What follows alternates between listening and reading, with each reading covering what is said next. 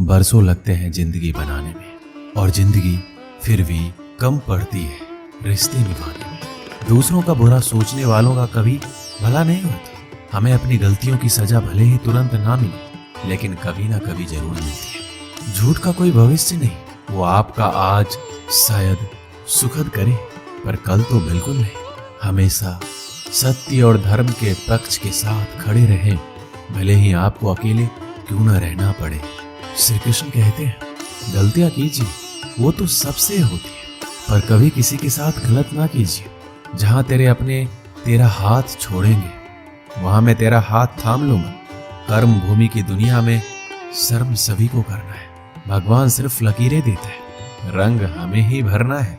कोई भरोसा तोड़े तो उसका भी धन्यवाद कीजिए, क्योंकि वो हमें सिखाता है कि भरोसा बहुत सोच समझकर करना चाहिए। तुम सच का साथ दो, मैं तुम्हारा साथ दूंगा। मनुष्य अपने विचारों से ऊंचाइयां भी छू सकता है और खुद को गिरा भी सकता है, क्योंकि हर व्यक्ति खुद का मित्र भी होता है और शत्रु भी। जब तक आप जीवन में स्वयं को चुनौती नहीं देते, तब तक आप नहीं जान सकेंगे कि आप में कितनी क्षमता है। श्री कृष्ण कहते हैं, पंछी अपने बच्चों को सुरक्षित जीवन और घोंसला बनाकर नहीं देते, वह उन्हें उड़ने की कला और लड़ने का हौसला देकर आसमान के लिए छोड़ देते हैं।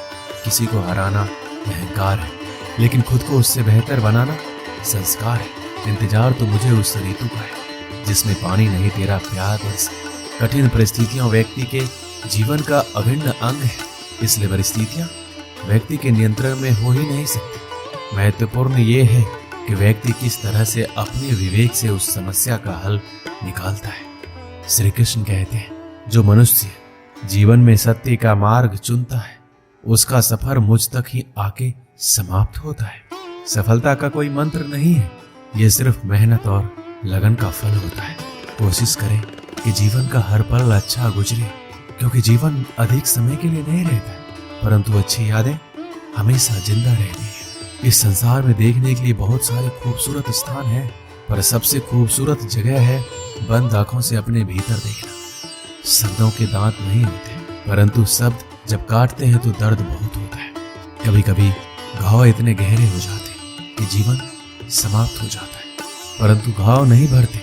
श्री कृष्ण कहते हैं, जिंदगी में ठहराव का सुख तभी मिलता है जब आप जी भर के भटक लिए हैं इस जमाने में। जो मनुष्य मन को अपने बस में नहीं करता, उनको ये मन विनाश की ओर ले जाता है। जिसने भी गीता के वचनों को अपने जीवन में उतारा है, उसने ही अपने जीवन को सुधारा है। जिस इंसान के मन में श्रद्धा और आशाएं होती है, वो जिंदगी की हर परिस्थिति में जीतता है। तरकस से तीर निकालने वाला हर योद्धा महान नहीं होता, और इस संसार में अर्जुन जैसा धनुर्धर नहीं होता। जब न्याय का फैसला सत्य के पक्ष में ना हो, तो शस्त्र उठाना आवश्यक हो जाता है। आपके द्वारा किया जाने वाला व्यवहार ये दिखाता है कि आपको संस्कार कैसे मिले। कोई भी इंसान जन्म से नहीं, बल्कि अपने कर्मों से महान बनता है। मेरा तेरा छोटा बड़ा अपना पराया मन से मिटा दो, फिर सब तुम्हारा है और तुम सबके हो। क्रोध से भ्रम पैदा होता है, भ्रम से बुद्धि व्यग्र होती है। जब बुद्धि व्यग्र होती है, तब तर्क नष्ट हो जाता है। जब तर्क नष्ट होता है, तब व्यक्ति का पतन हो जाता है। जन्म लेने वाले के लिए मृत्यु उतनी ही निश्चित है जितना कि मृत्यु होने वालों के लिए जन्म लेना। इसलिए जो अपरिहार्य है, उस पर शोक मत करो। मनुष्य अपने विश्वास से निर्मित होता है, वो जैसा विश्वास करता है वैसा बन जाता है। अपने अनिवार्य कार्य करो, क्योंकि वास्तव में कार्य करना निष्क्रियता से बेहतर है। भाग्य के भरोसे केवल वही लोग बैठे रहते हैं जो जीवन में कुछ करने के लिए अंदर से प्रेरित नहीं होते। जो चीज हमारे दायरे से बाहर हो, उसमें समय गंवाना मूर्खता ही होगी। श्रेष्ठ बनना भी एक महानता है, क्योंकि समाज में लोग श्रेष्ठ पुरुषों का ही अनुसरण करते हैं। सम्मानित व्यक्ति के लिए अपमान मृत्यु से भी बदतर होती है। इस जीवन में कुछ भी व्यर्थ नहीं होता।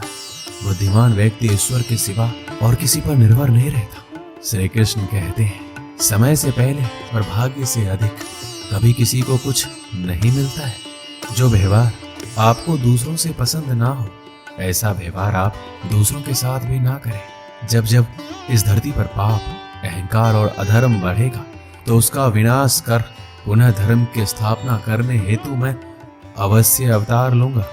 मैं भूतकाल, वर्तमान और भविष्य काल के सभी जीवों को जानता लेकिन वास्तविकता में कोई मुझे नहीं जानता। केवल व्यक्ति का मन ही किसी का मित्र और शत्रु होता है। श्री कृष्ण कहते हैं, जो मुझे सर्वत्र देखता है और सब कुछ मुझ में देखता है, उसके लिए ना मैं कभी अदृश्य होता हूँ और ना वह मेरे लिए कभी अदृश्य होता है। श्री कृष्ण अर्जुन से कहते हैं, हे अर्जुन, शरीर त्यागते समय मनुष्य जिस जिस भाव का स्मरण करता है वह उस भाव को निश्चित रूप से प्राप्त होता है। यदि कोई प्रेम तथा भक्ति पूर्वक मुझे पत्र, पुष्प, फल या जल प्रदान करता है तो मैं उसे स्वीकार करता हूँ। जो सुख दुख में, भय तथा चिंता में संभाव रहता है वह मुझे अत्यंत प्रिय है। श्री कृष्ण कहते हैं, तुम्हारा क्या गया जो तुम रो रहे हो? तुम क्या लाए थे जो तुमने खो दिया? तुमने क्या पैदा किया जो नष्ट हो गया है? तुमने जो लिया यहीं से लिया, जो दिया यहीं पर दिया। जो आज तुम्हारा है वो कल किसी और का होगा, क्योंकि परिवर्तन ही संसार का नियम है। जीवन ना तो अतीत में है ना ही भविष्य में, जीवन तो वर्तमान में है।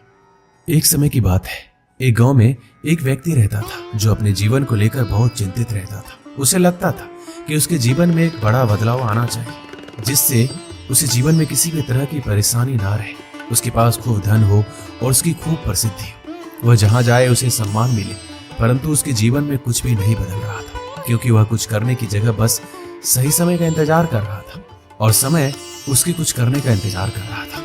उसकी इसी आदत के कारण उसका मन दुखी रहने लगा। उसके मन में नकारात्मक विचारों का वास होने लगा। उसे हर चीज में कमी नजर आने लगी। जब भी वह कुछ करने का मन बनाता तो अचानक उसके मन में विचार आता कि शायद ये काम सही ढंग से नहीं हो पाएगा। उसे लगने लगा शायद वह कुछ करने के लायक ही नहीं है। इसका परिणाम ये हुआ कि उसका जीवन पहले से भी दुखमय हो गया। उसे समझ नहीं आ रहा था कि वह इस परिस्थिति से बाहर कैसे निकले, कैसे वह कोई ऐसा काम करे जिससे वह सफल हो सके। दिन बीतते जा रहे थे लेकिन उसे अपनी समस्या का कोई समाधान नहीं मिल रहा था। उसी दौरान उनके गांव में एक साधु आए जिनकी प्रसिद्धि दूर दूर तक थी। सब ऐसा कहते थे कि उनके पास हर समस्या का हल मिल जाता है। जब उस व्यक्ति ने सुना कि साधु उसके गांव में आए हैं तो वह बिना कुछ सोचे समझे अपनी समस्या लेकर तुरंत उससे मिलने चला गया। साधु को प्रणाम कर अपनी समस्या बताई। उसने बताया कि वह अपने जीवन में बदलाव चाहता है, परंतु उसे कोई सही राह नहीं मिल रही। इसी कारण उसके मन में नकारात्मक विचार आते रहते। दुख हमेशा उसे घेरे रहता है। कोई काम करने जाता है तो मन में उसकी विफलता का विचार पहले ही आ जाता है। बताइए मैं ऐसा क्या करूं कि मैं एक सुखद जीवन जी सकूं। साधु ने पूरी बात सुनी और उस व्यक्ति को दूसरे दिन सूर्योदय के समय आने के लिए कहा। दूसरे दिन वह व्यक्ति उस साधु के पास जा पहुंचा। साधु पाठ पूजा के बाद सैर करने के लिए निकलने वाले थे। उन्होंने उस व्यक्ति को साथ चलने के लिए कहा। चलते चलते वो एक खेत के पास पहुंचे। गेहूं की फसल की तरफ इशारा करते हुए साधु ने पूछा, क्या तुम बता सकते हो इस खेत में ये फसल कैसी उगी होगी? उस व्यक्ति ने पूरी प्रक्रिया देते हुए उत्तर दिया, पहले खेत को जोता गया होगा, फिर उसमें बीज डाला गया होगा, उसके बाद समय समय पर पानी दिया गया होगा, तभी ये फसल उगी होगी। थोड़ा आगे और चलने पर उन्होंने देखा एक खेत में घास ही घास थी। एक बार फिर साधु ने उस व्यक्ति से पूछा, क्या तुम बता सकते हो इस खेत में ये घास किसने उगाई होगी? महाराज, घास कौन उगाता है? ये तो अपने आप उग जाती है। जब खेत में किसी और चीज का बीज नहीं डाला जाएगा तो घास ही उगेगी। उस व्यक्ति ने एक बार फिर से साधु के प्रश्न का उत्तर दिया।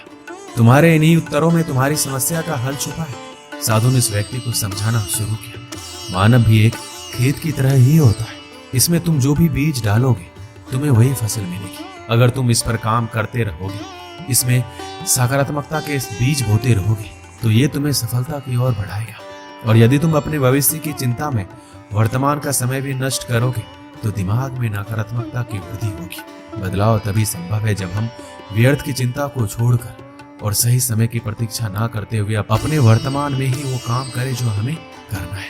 उस व्यक्ति को ये बात समझ में आ गई कि अगर मन को सही दिशा में लगाना है तो उसे सही दिशा की तरफ बढ़ाना होगा। मन रूपी खेत का सही प्रयोग ही जीवन में बदलाव ला सकता है। इसे खाली छोड़ देने से इस पर आलस और नकारात्मकता अपना सत्ता जमा लेते हैं। मन के कहे पर मत चलिए, बल्कि मन को अपने कहने पर चलाइए। एक बड़ी इमारत बनने की शुरुआत ईंट रखने से ही होती है और उस ईंट की तरह अपनी छोटी छोटी कोशिशों को जोड़कर आप एक बड़ा मुकाम हासिल कर सकते हैं। जरूरत है बस उस शुरुआत की। दोस्तों, इस वीडियो में बस इतना ही। मिलते हैं अगली वीडियो में। अपना ख्याल रखिएगा। जय श्री कृष्ण।